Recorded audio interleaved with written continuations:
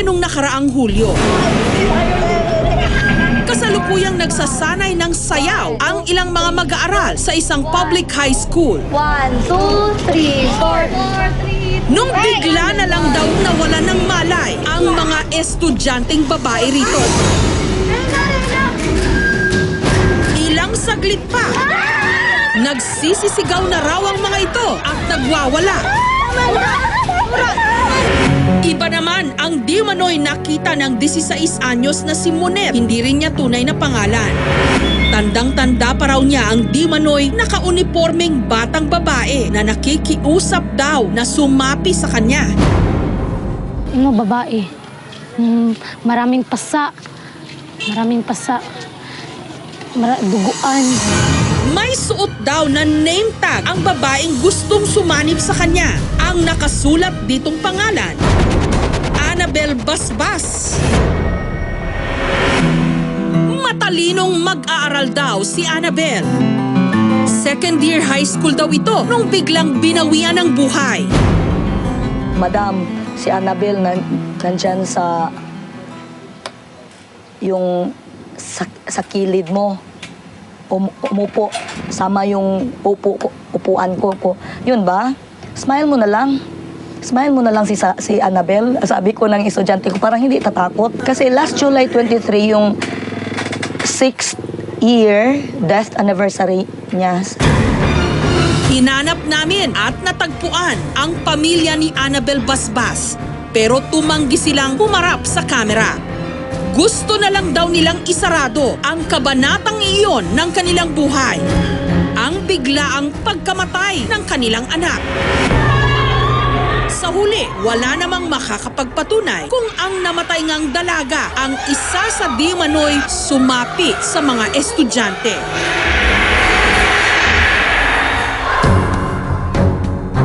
Samantala, kasama ang mga guro, binisita ni Pastor Brad ang mga batang di umano'y sinapian.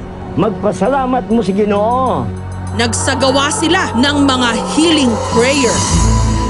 With the blood of Jesus. In Jesus' name. Amen. Praise the Lord. Hallelujah. Yung pinabasa ko na yung deliverance prayer, kung mayroon pa siyang bad spirit doon sa mismo sa katawan niya, yung bad spirit, yung dautang spirito, mag-react yun. Ngayon, pinabasa ko siya ng deliverance prayer at saka inampuan natin siya ng deliverance prayer. Yun, nag-alis na ang dautang spirito. Paalala ng CBCP o ng Catholic Bishops Conference of the Philippines, hindi lahat ng di umano'y nababalitang sinasapian, totoo o kaya'y maituturing na demonic possession. God is not here today. Yes, He is.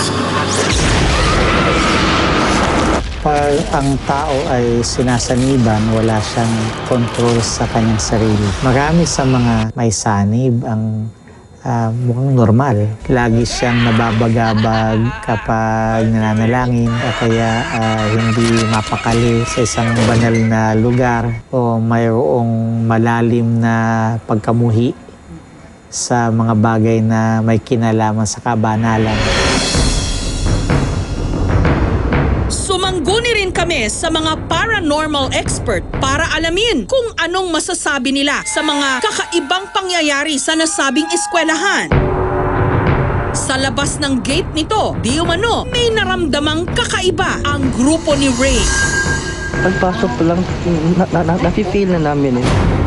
May nakabang na, alam na niya may pupunta dito. Punta tayo dito. Galit siya. Gamit ang infrared thermometer, electromagnetic detector at digital camera, susubukan daw nilang alamin kung meron nga ritong mga misteryosong nilalang. May abnormal talaga siya na reaction. As tignan nyo yung kamay ko, yung goosebump, tumataas yung balahibo. Yun yung ibig sabihin din yun, may electromagnetic field kaya tumatayo yung balahibo. Hindi pa man nagtatagal sina Rain sa paglilibot, di umano, marami na raw agad nagparamdam sa kanila. Actually, kanina nung pumunta ako dito, parang may naglakad dito. bigla nag-lighten siya pag noon. At the same time, may high pitch na whining sound dito. Yung ganyan. Tapos, pinatawag kami dito. May umuungol pero galing din sa second floor. Sa bandang likod. Ang puno ng santol, di umano, pugad talaga ng mga kakaibang nilalang. Well, may mga elementals na nakatingin. Tinatanong, actually there was one, tinatanong kami, sino kayo? Actually, pagpasok pa lang dito sino kayo? Pagdating naman ni na Rain sa kinatatakutang CR ng eskwelahan, Magandang po, andito lang po kami para tumulong, para huwag po kayo magalit.